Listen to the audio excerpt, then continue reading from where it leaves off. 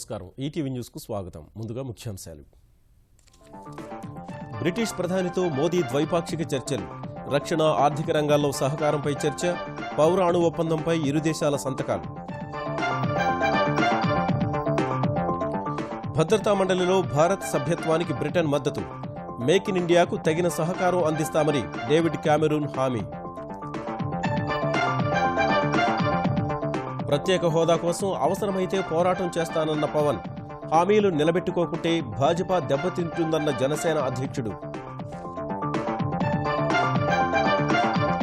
భూసేకరణ బాక్సైట్ తవ్వకాలపై చంద్రబాబుతో పవన్ చర్చలు ప్రజలకు ఆమోదయోగ్యం కాని ఏ పని చేయబోమని ఆంధ్రప్రదేశ్ సీఎం హామీ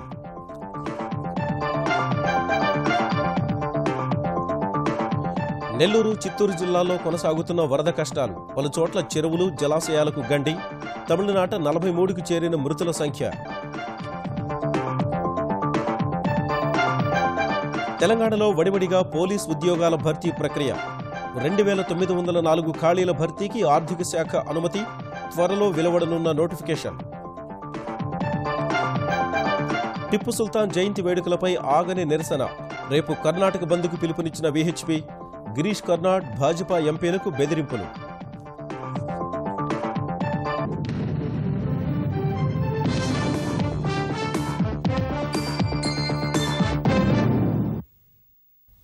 లండన్లో అడుగుపెట్టిన ప్రధాని మోదీకి ఘన స్వాగతం లభించింది హీత్రో అంతర్జాతీయ విమానాశ్రయానికి చేరుకున్న మోదీకి యూకే ఉన్నతాధికారులు సాదర స్వాగతం పలికారు అనంతరం కింగ్ చార్ల్స్ స్ట్రీట్లోని ట్రెజరీ క్వాడ్రాంగల్ వద్ద బ్రిటిష్ ప్రధాని డేవిడ్ కామెరూన్ తన సహచరులతో కలిసి మోదీకి ఆత్మీయ స్వాగతం పలికారు బ్రిటన్ సైనికులు గౌరవ వందనం సమర్పించారు మోదీ కాసేపట్లో బ్రిటిష్ పార్లమెంటును ఉద్దేశించి ప్రసంగిస్తారు పార్లమెంటు స్పీకర్ల ఆతిథ్యం స్వీకరించనున్న ఆయన గిల్డ్ హాల్లో సిటీ ఆఫ్ లండన్ను ఉద్దేశించి ప్రసంగిస్తారు రాత్రికి బ్రిటన్ ప్రధాని డేవిడ్ కామెరూన్ తన నివాసంలో ఇచ్చే విందుకు మోదీ హాజరవుతారు శనివారం వరకు బ్రిటన్లో పర్యటించనున్న ప్రధాని తర్వాత టర్కీ వెళ్లి ఆంటల్యాలో జరిగే G20 దేశాల శిఖరాగ్ర సదస్సులో పాల్గొంటారు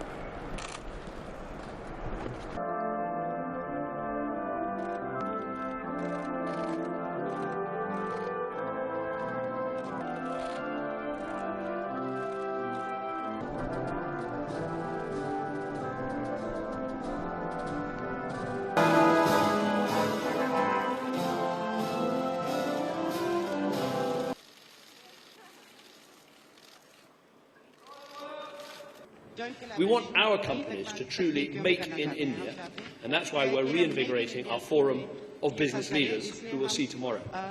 Second, we've agreed to establish a stronger, broader defence and international security partnership. All countries have a right to self-defence, and we want to assist India, the world's largest defence importer, to modernise her capabilities. The UK firmly supports permanent membership for India on the United Nations Security Council. And we discussed what more we can do to support free trade, in particular by accelerating talks on a free trade deal between the EU and India.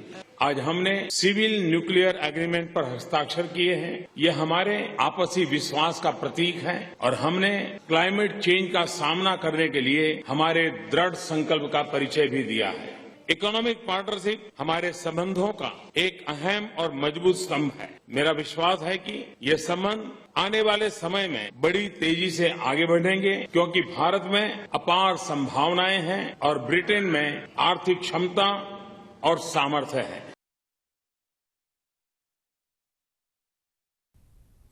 ఆంధ్రప్రదేశ్కి ఇచ్చిన హామీలను నెరవేర్చకపోతే ఆంధ్రప్రదేశ్లో ఖచ్చితంగా భాజపా దెబ్బతింటుందని జనసేన అధ్యక్షుడు పవన్ కళ్యాణ్ అభిప్రాయపడ్డారు ప్రత్యేక హోదా వస్తుందంటే గాంధేయ పద్ధతుల్లో పోరాటానికి వెనకాడబోనన్న పవన్ ఇచ్చిన హామీలకు కట్టుబడి ఉన్నామని రాజధాని శంకుస్థాపనకు వచ్చినప్పుడు ప్రధాని చెప్పిన విషయాన్ని గుర్తు చేశారు విజయవాడలో ముఖ్యమంత్రి చంద్రబాబుతో సమావేశమైన పవన్ రాజధానిలో రైతుల అభ్యంతరాలు బాక్సైట్ తవ్వకాల వ్యవహారంపై ప్రజల ఆందోళనపై చర్చించారు ప్రత్యేక హోదాతో పాటు కేంద్రం ఇచ్చిన హామీల అమలు కోసం వేచి చూస్తామని జనసేన అధ్యక్షుడు పవన్ కళ్యాణ్ స్పష్టం చేశారు. ప్రభుత్వం ఆహ్వానించిన రాజధాని శంకుస్థాపన కార్యక్రమానికి హాజరు కాలేకపోయిన పవన్ విజయవాడ వెళ్లి ముఖ్యమంత్రి చంద్రబాబుతో మర్యాదపూర్వకంగా సమావేశమయ్యారు. అమరావతి శంకుస్థాపనను అత్యంత ఘనంగా నిర్వహించినందుకు శుభాకాంక్షలు తెలియజేశారు. దాదాపు 3 గంటలు వివిధ అంశాలపై చంద్రబాబుతో చర్చించారు. ఆంధ్రప్రదేశ్ ప్రజలకు అన్యాయం జరుగుతుంటే చూస్తూ ఊరుకోబోనని ముఖ్యమంత్రితో సమావేశం తర్వాత తేల్చి చెప్పారు. వాళ్ళు ఇచ్చిన మాట వెనక్కి తీసుకుంటే మటుకు ఖచ్చితంగా భారతీయ జనతా పార్టీ నష్టపోయే అవకాశాలు ఎక్కువ ఉన్నాయి. ఇప్పుడు మేము చెయ్యమని అన్నప్పుడు నా రియాక్షన్ వేరుగా ఉంటుంది. టైం అవుట్ పెట్టడానికి నాకు అంత స్థాయి ఉందంటే నేనేం మాట్లాడాలి, రోడ్ల మీదకి రావాలి. రోడ్ల మీదకి వచ్చి మన జీవితాలని మన స్తంభింపు చేసుకొని రోడ్లు బ్లాక్ చేసుకొని ప్రొటెస్టులు చేస్తే కేంద్ర ప్రభుత్వం ఏ మాత్రం దాన్ని తీసుకోదు. నేననేది ఏంటంటే సిస్టమ్ ద్వారానే వెళ్ళాలి తప్ప నేను కూర్చోబెట్టి ఈ గాంధీయన్ మెథడ్స్ ద్వారా వెళ్తే కూడా మనకి నిజంగా జరుగుద్ది అనుకున్నాం. నేను చేయడానికి ఏ క్షణంలో నేను వెనకాను. మొన్న ఈ మధ్యన ఆయన అమరావతికి వచ్చినప్పుడు మేము తూచా తప్పకుండా ఏమైతే కమిట్ అయ్యామో చేస్తామన్నారు. ఆయన నుంచి ప్రకటన వెలువడిన తర్వాతనే నేను నా స్పందన. రాజధానిలో రైతుల ఆందోళన అభ్యంతరాలను ముఖ్యమంత్రి దృష్టికి తీసుకువెళ్లినట్లు పవన్ స్పష్టం చేశారు. అంటే ఇప్పుడు ల్యాండ్ ఎక్విజిషన్ యాక్ట్ లో కూడా లాస్ట్ టైం దానికి ఆయన కమిట్ అయినారు. అది బలవంతంగా ల్యాండ్ ఎక్విజిషన్ లేదు. Only thing is by dialogue and by consensus తీసుకుంటారు. మొత్తం దృష్టి అంతా క్యాపిటల్ మీదే ఉంది. మిగతా ప్రాంతాల మీద కొంత అసమానతలు ఉన్నాయి. ఇవన్నీ చూసుకోవాలి. రకరకాల ఆలోచన విధానాలు ఉన్నాయి, భయాలు ఉన్నాయి, అపోహలు ఉన్నాయి. నేను అవి కూడా వారి దృష్టికి తీసుకెళ్ళడం జరిగింది. నాకు వారితో మాట్లాడింది కానీ అన్నీ నాకు ఆశాజనకంగానే పాజిటివ్గానే అనిపించింది. బాక్సైట్ తవ్వకాల విషయంలో గిరిజనుల ఆందోళనను చంద్రబాబు దృష్టికి తీసుకువెళ్లారు. అంటే మేము బాక్సైట్ తవ్వకాలని ప్రస్తుతం ఉన్నది ఇది ఫస్ట్ వచ్చింది రాజశేఖర రెడ్డి గారి టైంలో వచ్చింది. సో బేసిక్గా అప్పుడు ఉన్న ఇష్యూ తప్ప అది ఇప్పుడు కొత్తగా క్రియేట్ చేసింది కాదు. సో ఆయన కూడా ఏ ఉద్దేశం అన్నారంటే గిరిజనులకు ఎట్టి పరిస్థితులు ఇబ్బందులు కలగకుండా డిస్ప్లేస్మెంట్ జరిగే చర్యలు ఏమి తీసుకో వాళ్ళని ఇబ్బంది పెట్టి బలవంతంగా మటుకు చేయమని చెప్పారు. పార్టీని విస్తరించేందుకు తగినంత స్తోమత లేదన్న పవన్ ప్రస్తుతానికి జీహెచ్ఎంసీ ఎన్నికల్లో పోటీ చేయబోమన్నారు. 2019లోపు పార్టీని సంస్థాగతంగా నిర్మించే ప్రయత్నం చేస్తానని వెల్లడించారు. దత్తత గ్రామాల్లో సాగుతున్న అభివృద్ధి పనుల్ని ముఖ్యమంత్రి కేసీఆర్ పరిశీలించారు. తన వ్యవసాయ క్షేత్రం నుంచి హైదరాబాద్ వెళుతూ మార్గమధ్యంలో దత్తత గ్రామాలైన ఎర్రవల్లి, నర్సనపేటలో ఆయన కొద్దిసేపు పర్యటించారు. ఈ సందర్భంగా ఆయా గ్రామాల్లో 2 పడక గదుల ఇళ్ల నిర్మాణాలకు సంబంధించిన పలు వివరాలు అడిగి తెలుసుకున్నారు. నిర్మాణాలు వేగవంతం చేసేలా పలు సూచనలు చేశారు.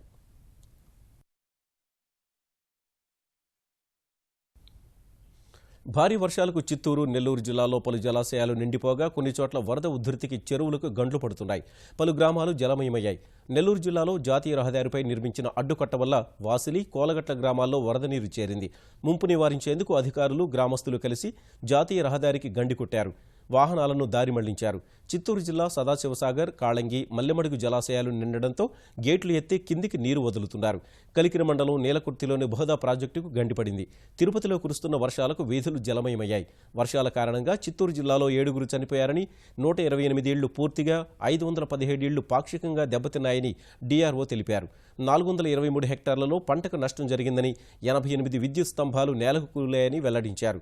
భారీ వర్షాల కారణంగా తమిళనాడులో మృతి చెందిన వారి సంఖ్య 43కు చేరింది.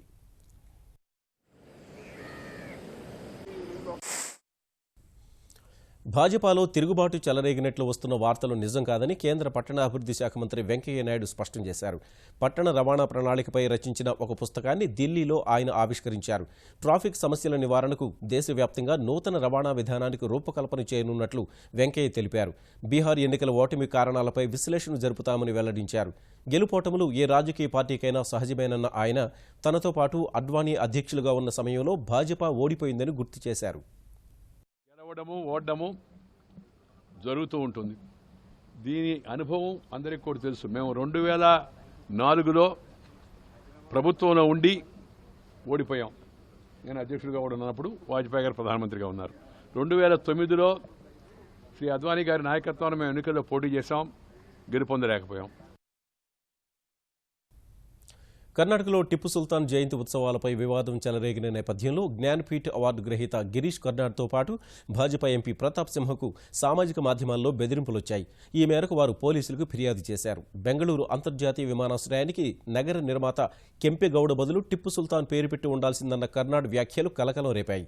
ఇటీవల హత్యకు గురైన కల్బుర్గీకి పట్టిన గతే పడుతుందంటూ కర్నాడ్కు హెచ్చరికలు వచ్చాయి.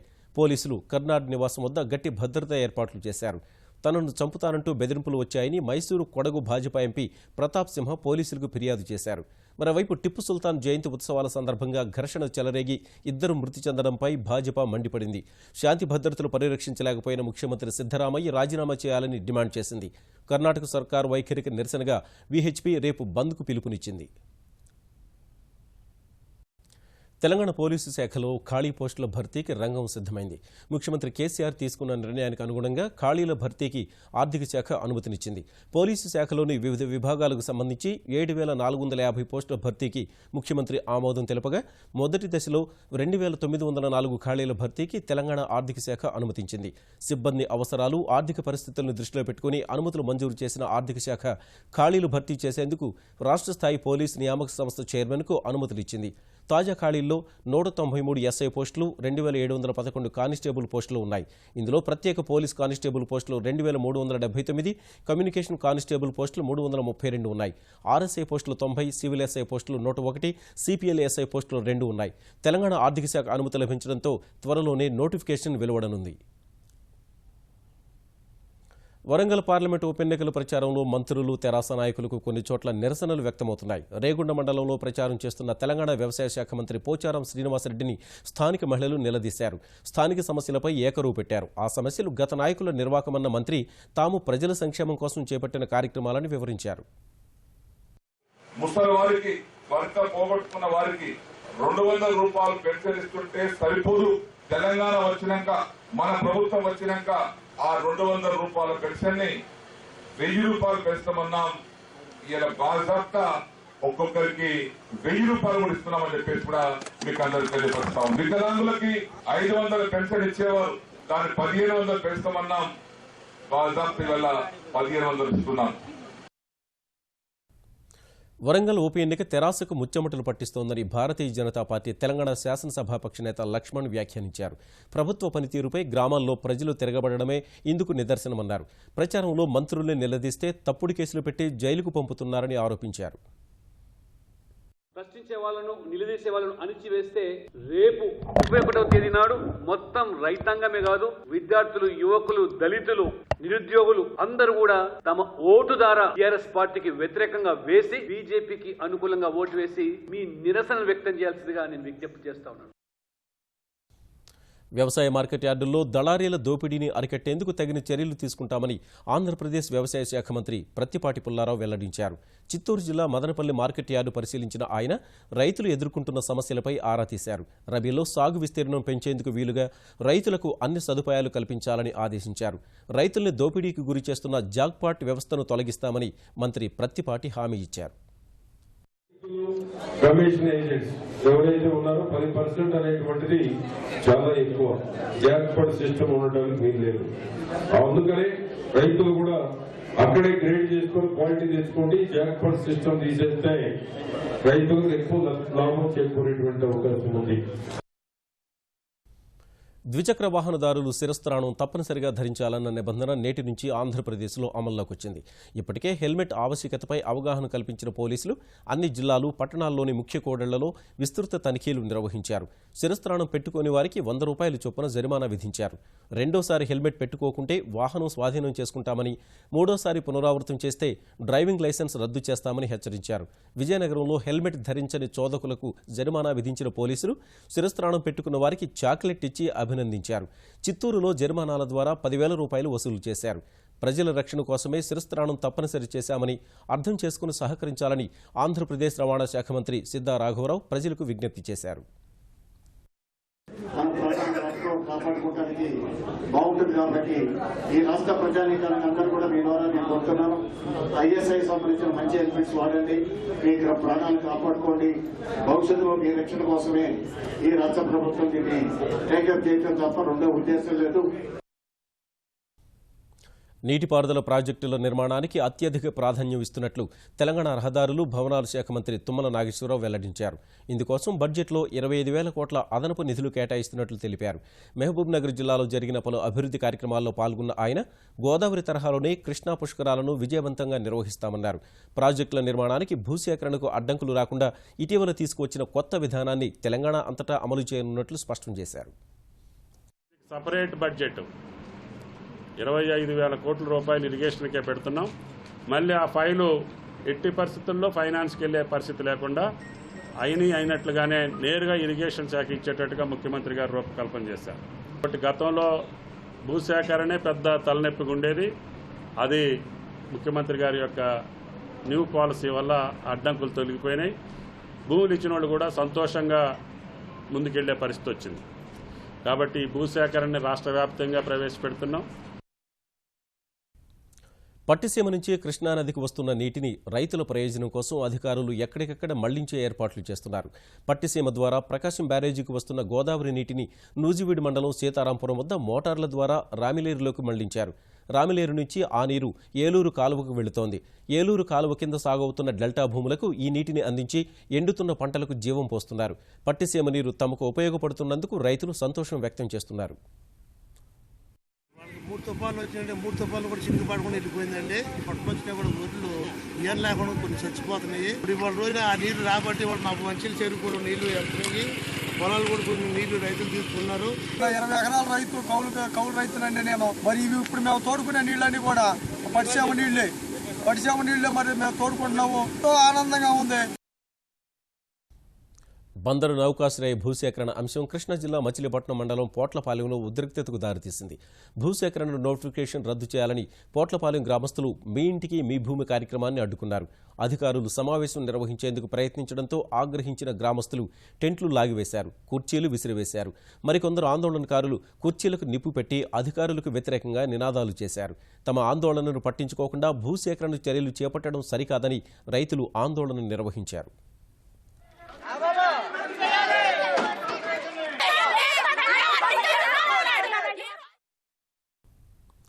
తెలుగుదేశం తరఫున గెలిచిన తలసాని శ్రీనివాస్ యాదవ్ తెలంగాణ మంత్రివర్గంలో కొనసాగడాన్ని సవాల్ చేస్తూ దాఖలైన వ్యాజ్యాన్ని హైకోర్టు విచారణకు స్వీకరించింది. తంగెళ్ల శివప్రసాద్ రెడ్డి అనే వ్యక్తి దాఖలు చేసిన వ్యాజ్యాన్ని విచారణకు స్వీకరించిన ఉన్నత న్యాయస్థానం వివరణ ఇవ్వాలని తలసాని శ్రీనివాస్ యాదవ్ తెలంగాణ సీఎస్ తెలుగుదేశం పార్టీకి నోటీసులు జారీ చేసింది. తదుపరి విచారణను న్యాయస్థానం 4 వారాలకు వాయిదా వేసింది.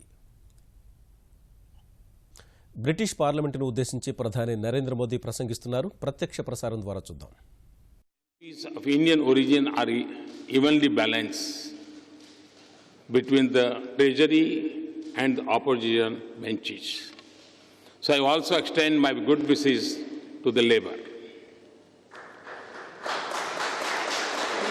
Indeed, since these are still early days after the election, my warm congratulations to the members of the House.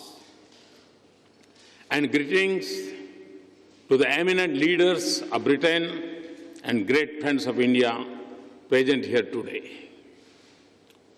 So much of the modern history of India is linked to this building. So much history looms across our relationship.